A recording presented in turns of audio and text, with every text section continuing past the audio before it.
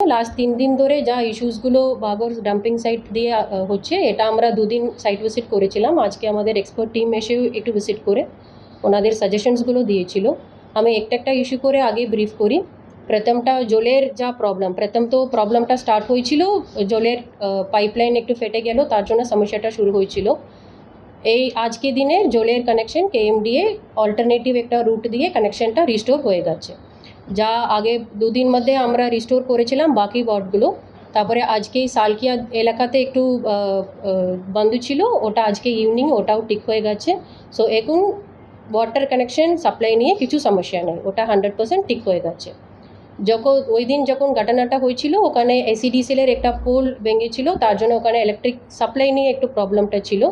ওটা শনিবার মধ্যে ওটাও ঠিক করা হয়েছিল। ওখানে পুরো এলাকাতে এখন ইলেকট্রিসিটি নিয়ে কিছু প্রবলেম নেই, এটা অল্টারনেটিভ কেবল দিয়ে ইলেকট্রিসিটি এসিডিসিএল তরফ থেকে করা হয়ে গেছে। থার্ড যা ইস্যু আমরা সবাই ওখানে ফেস করছি, ওখানে রাস্তা, ড্রেন, তারপরে আশেপাশে বাড়ি সব জায়গাতে একটু ক্র্যাকস কিছু বেরিয়েছিল। এটা নিয়ে 2-3টে বাড়ি ভেঙেছিল, কিছু জায়গাতে আইসিডিএস স্কুল ইনভলভড আছে।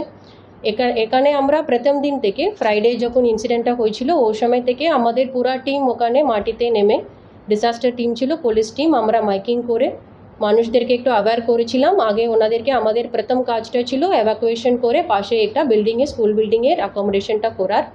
আমরা ওই দিনের 20 জন ফ্যামিলিকে শিফট করতে পেরেছিলাম।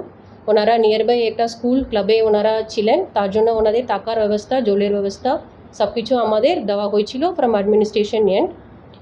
আজকে যা যা আলোচনা হয়েছে, এটা আমাদেরকে প্রথমে একটা সয়েল টেস্টিং করে কীভাবে এই এফেক্টটা আরও বেশি, কত দূর এই এফেক্টটা থাকবে, এটা আমাদেরকে একটু অ্যানালিসিস করতে হবে। এটা যাদবপুর টিম একটু সাজেশন দিয়েছিল। ওনারা সয়েল টেস্টিং তারপরে বিল্ডিং টেস্টিং এগুলো কীভাবে কালকে থেকে স্টার্ট করবে, এটা একটা শর্ট টার্ম মেশার মধ্যে আমাদেরকে ইমিডিয়েটলি করে দিতে হবে।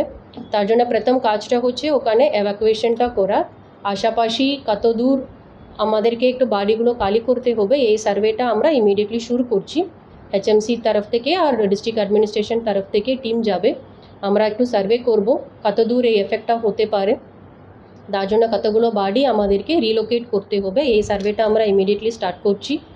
এমার্জেন্সি আমরা এখনও আমাদের অল্টারনেটিভ সিস্টেম রেডি আছে, আমরা কন্টিনিউয়াসলি মাইকিংও করছি ওখানে, কার কার এখনও ওনারা শিফট করতে চাইলে আজকেও ব্যবস্থাটা অ্যারেঞ্জমেন্ট আছে। এটা আমরা সার্ভে করে আমরা কত দূর পর্যন্ত এই এফেক্টটা থাকবে সবাইকে একটু আমরা আবার রিকোয়েস্ট করব ইমিডিয়েটলি অল্টারনেটিভ লোকেশনে শিফট করে তারপরে আমরা ওখানে কাজটা শুরু করা।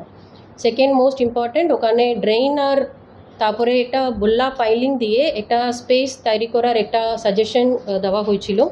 এখানে ব্যালিস্টিক সেপারেটর দিয়ে কিছু কাজ করার, তারপরে যা গ্যাস বেরোচ্ছে তার জন্য আউটলেট রাখার, এরকম একটা শর্ট টার্ম মেশার্স সাজেশনস দেওয়া হচ্ছে। এটা কেএমডিএ তরফ থেকে কাজটা ইমিডিয়েটলি স্টার্ট হচ্ছে, এই কাজটাও আমরা কাল থেকে ওখানে স্টার্ট করে দেবো। বেসিক্যালি ওখানে একটা হিপ করে একটা মাউন্টেন টাইপের একটা ডাম্পিং আছে, এটাই আমাদেরকে একটু হাইটটা কমিয়ে দিতে হবে।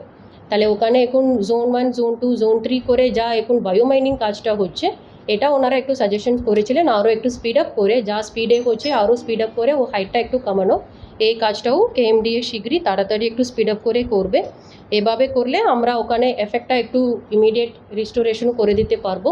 অ্যান্ড তারপরে লং টার্ম মেশার্স কীভাবে আমরা এটা বায়োমাইনিংটা স্পিড আপ করবো, ফ্রেশ ওয়েস্টটাও ওখানে না করে অন্য অল্টারনেটিভ জায়গা দেখার, হাউস টু হাউস, তারপরে যা যা লং টার্ম প্ল্যান আছে এটা আমরা আলোচনা করে HMC and KMDA is making a plan for this. দেখুন, এটা তো বায়োমাইনিং, ওখানেই প্রসেসিংটা হবে। ওখানে 2-3টে স্পেস আছে, আপনারা দেখেছিলেন, জোন 1, জোন 2, জোন 3। জোন 3তে অলরেডি একটা বায়োমাইনিং, তারপরে ফ্রেশ ওয়েস্ট, ওখানে আমাদের কাজটা হচ্ছে।